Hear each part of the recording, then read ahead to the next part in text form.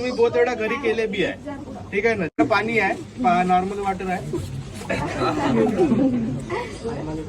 याच्यात समजा का मी पाणी टाकलोय टाटा. हा इथं आता पाणी आहे, ठीक आहे, टाटा मध्ये. आता हा आपल्याकडं एक गडवा आहे, ठीक आहे, जायचं नव्हे.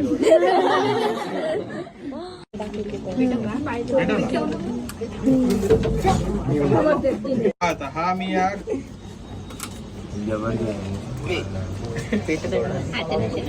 आल्याची गेल्याची वाताची वरणाची भूताची दैताची छीन टपाक डमडम. छीन टपाक डमडम.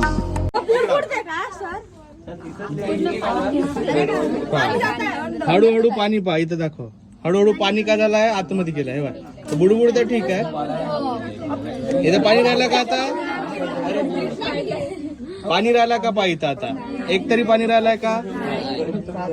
झाला काऊन असा पहा.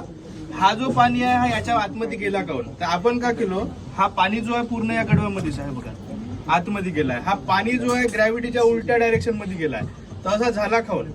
आता पहा, सगळ्यात पहिले मी काय केलं होतं, याच्यामध्ये आग लागलो होतं गडव्यामध्ये.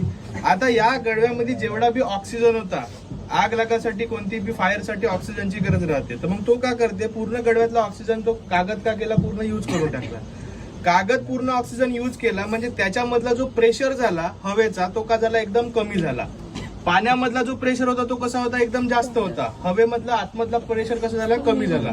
जसा मी असा उलटा ठेवलो तर मग इकडे कोणता होता, हाय प्रेशर, आणि गडव्याच्या आतमध्ये कसा होता, लो प्रेशर. आपल्याला माहित आहे नेहमी कोणतीही गोष्ट कोणाकडे जाते, हाय प्रेशर कडून लो प्रेशर कडे.